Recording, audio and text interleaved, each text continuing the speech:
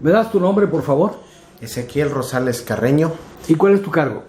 Ex dirigente de la sección 22 en el periodo 2004-2008 y actual coordinador estatal en Oaxaca del Frente Indígena de Organizaciones Binacionales FIO. ¿Cuál es el motivo de tu presencia aquí en Los Ángeles? Fui invitado por el Frente Indígena de Organizaciones Binacionales en la ciudad de Los Ángeles para participar en un ciclo de conferencias en el marco del 10º aniversario del conflicto social magisterial en Oaxaca y la constitución de la Asamblea Popular de los Pueblos de Oaxaca. Ahora platícame, ¿cómo ves, cómo asume la sección 22, cómo asume la CENTE la posición del gobierno mexicano de negarse a dialogar y estar indicando que solamente puede sentarse en la mesa en la medida que ustedes acepten las condiciones y los postulados de la reforma que está impulsando el gobierno de Peña Nieto? Desafortunadamente el gobierno mexicano asume una posición de cerrazón total al no querer instalar una mesa de diálogo que permita la negociación, que permita escuchar los planteamientos que el magisterio de la sección 22 y de la Coordinadora Nacional de Trabajadores de Educación pueda manifestar sus inquietudes, y esto tiene que ver con el rechazo que el Magisterio Democrático de Oaxaca y de México tiene en contra de la reforma educativa. ¿Cuál es la opinión de ustedes en relación con la detención de dos principales miembros directivos de la organización, y también hay órdenes de aprehensión de más de 20?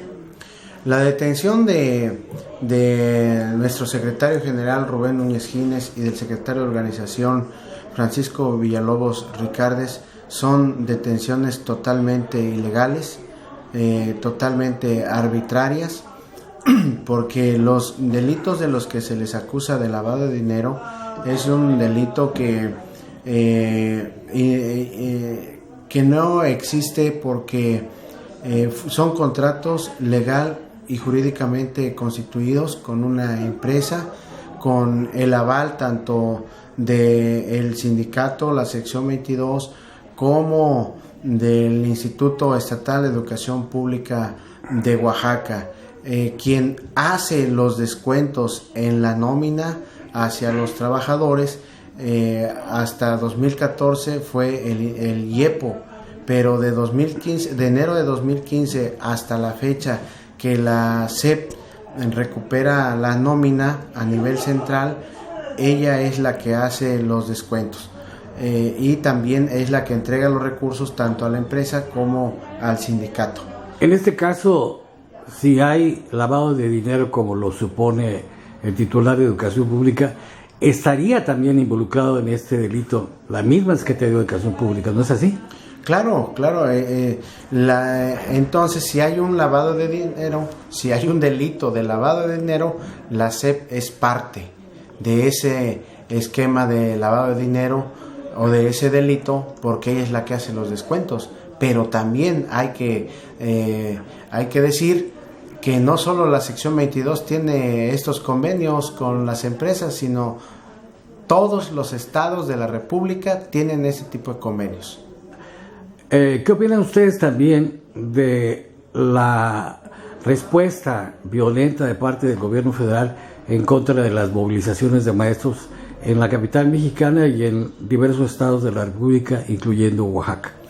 Lo que el gobierno quiere es acabar con todo movimiento social, con las voces discordantes, con los luchadores sociales, las organizaciones independientes, sindicatos independientes que se oponen a su política económica, a sus políticas públicas, que se oponen a sus reformas estructurales, porque son un estorbo para el gobierno, son un estorbo para las empresas, para que puedan saquear tanto los recursos naturales del país como la explotación de la mano de obra de los trabajadores. ¿Qué opinan ustedes de la reforma educativa mexicana? La reforma educativa no es una reforma educativa, es una reforma administrativa y laboral que busca el despido de los trabajadores so pretexto de una evaluación punitiva que hace de los docentes idóneos o no idóneos. No tiene ningún contenido pedagógico, ningún contenido didáctico, no hay una reforma a los planes y programas, ni mucho menos a los libros de texto. Por lo tanto, afirmamos categóricamente que la reforma educativa es atentatoria contra la educación pública. Dice el secretario de Educación que ellos no pretenden la privatización de la educación. ¿Qué opinan ustedes? Desafortunadamente, el secretario de Educación persigue otros fines políticos. ¿Cómo cuáles? Él quiere ser presidente de la República y piensa que si logra la operación de la reforma educativa van a subir sus bonos políticos, que cree que va a hacer méritos ante el presidente de la República para que lo designe candidato presidencial. Entonces, lejos de perseguir un objetivo educativo o de beneficio para la educación en México, él persigue otro tipo de intereses ajenos totalmente a la educación. ¿De qué manera el pueblo migrante mexicano aquí en Estados Unidos puede hacerse solidario con este movimiento social de los maestros que se oponen a la reforma educativa en México y a las reformas estructurales en México? Los migrantes mexicanos y en particular los migrantes oaxaqueños son un ejemplo de lucha, un ejemplo de dignidad, un ejemplo de coraje, pero también son un elemento importantísimo en la cadena económica que mueve la economía del país. Al gobierno mexicano y desde luego al de Oaxaca le debería dar vergüenza que estos hombres y mujeres que por necesidad de buscar un empleo y una oportunidad para sostener a sus familias sean la principal fuente de ingresos para el país a través de las remesas que envían. Y creo que ellos tienen toda la autoridad moral, tienen toda la autoridad política para hacer un fuerte llamado de atención al gobierno federal para que cambie el rumbo de su política económica y su política social, porque cada vez los programas cuentan con menos recursos, cada vez llegan a menos población y contrariamente al discurso oficial que dicen que están combatiendo la pobreza, curiosamente cada vez hay más pobres en México y en Oaxaca. ¿Piensan ustedes articular una política para llevar a cabo un acercamiento con este pueblo, informarlo para que esté debidamente al tanto de lo que ocurre en México con estas llamadas reformas estructurales, con la situación económica, la situación política, la situación social, la criminalidad en México? Nos urge contrarrestar la campaña mediática que ha implementado el gobierno mexicano para difundir las supuestas bondades de la reforma educativa y para denostar la lucha magisterial y popular. Es necesario que como magisterio, como sociedad civil, como organizaciones sociales, sociedad organizada, busquemos las formas, apliquemos la creatividad para difundir el verdadero rostro de las reformas estructurales y en particular la educativa, que no es otra cosa más que cerrar las puertas de la escuela pública y abrir de par en par las puertas para la escuela privada. ¿Cuál es el apoyo a nivel social, a nivel de pueblo, que tiene el movimiento magisterial? ¿Y qué es lo que tú has pulsado a nivel de sentimiento de pueblo en relación con lo que se denuncia reiteradamente en México de corrupción, de impunidad, de criminalidad, de una galopante mala manera de gobernar? Desafortunadamente, la ambición voraz de las empresas transnacionales, de la burguesía, no tiene límite, y con tal de mantener ellos sí sus privilegios, sus paraísos fiscales, para poder seguir explotando los recursos naturales y la fuerza y la mano de obra, son capaces de todo, son capaces de perseguir, son capaces de desaparecer, son capaces de encarcelar, de fabricar delitos, pero sobre todo son capaces de matar a aquellas voces que se oponen, a aquellos movimientos, a aquellas organizaciones que denuncian sus políticas de hambre. La violencia institucional ha ido en aumento, se fabrican delitos, se fabrican pruebas, se detienen arbitrariamente sin órdenes judiciales a los líderes y se implementa cualquier cantidad de pruebas y de campañas mediáticas para denostar la legitimidad de cualquier movimiento. ¿Adviertes tú que ya hay un fuerte hartazgo a nivel popular, a nivel tal que pueda haber un estallido social en México?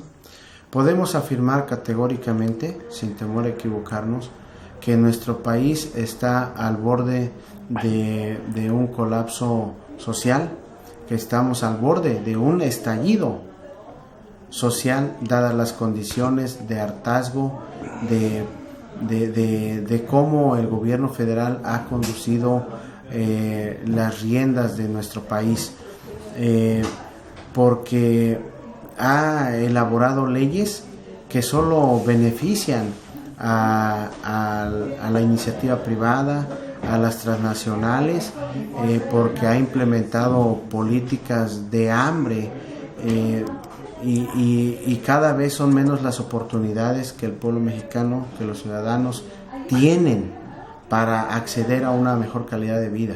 ¿Qué hacer para motivar cambios y evitar precisamente este estallido social? Bueno, aquí depende del gobierno. Si el gobierno quiere que esto no ocurra, debe atender, pero sobre todo debe resolver las demandas más sentidas de la sociedad.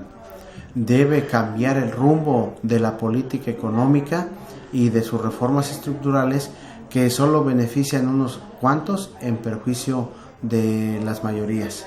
¿Crees tú que los cambios en México se van a dar a través de los partidos políticos? Desafortunadamente, tanto el gobierno como los partidos políticos que llevan al triunfo a los gobernantes tienen un descrédito generalizado.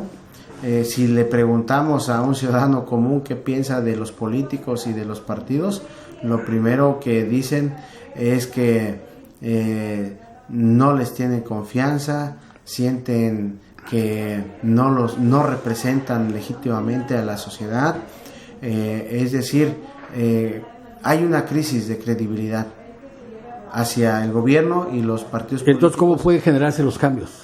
Me parece que los cambios tienen que venir desde abajo, tienen que venir de la sociedad civil organizada, tiene que venir de los esfuerzos que hacen día a día los trabajadores del campo y de la ciudad, de las amas de casa, de los estudiantes, de los obreros, jornaleros, pero tiene que haber una instancia que coordine y aglutine a toda esa inconformidad, y entonces necesitamos formar un frente único de lucha que aglutine a todos los sectores.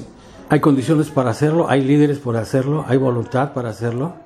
Yo creo que voluntad hay mucha, condiciones no existen, hay que generarlas, y me parece que los líderes se forjan en la práctica, se forjan en las batallas, y aquí hacen la diferencia entre los líderes que realmente representan a los intereses de las masas y aquellos que se venden por unos pesos. Y finalmente, ¿qué esperan ustedes? ¿Qué mensaje le mandan ustedes a los maestros de aquí de Los Ángeles que están luchando precisamente en contra de estas reformas educativas que aquí se ha demostrado que no están dando los resultados que se proyectaban? Maestros que están luchando también en contra de la privatización de la educación. ¿Qué mensaje le mandan ustedes, maestros de México, a los maestros de Los Ángeles y de qué manera pueden articular un movimiento? A mis compañeros maestros de Los Ángeles, California y de todo Estados Unidos, les decimos que no olviden cuál es el espíritu genuino de ser maestro. Y el ser maestro significa educar para la libertad, educar para desarrollar la conciencia del ser humano. Educar significa hacer libres a los hombres, a los seres humanos. Que no se les olvide que educar es, y sobre todo la función del maestro es muy diferente a la de un obrero o cualquier otro trabajo, cualquier otro oficio que cubre un horario, que cubre solamente unas metas, sino que es despertar las conciencias.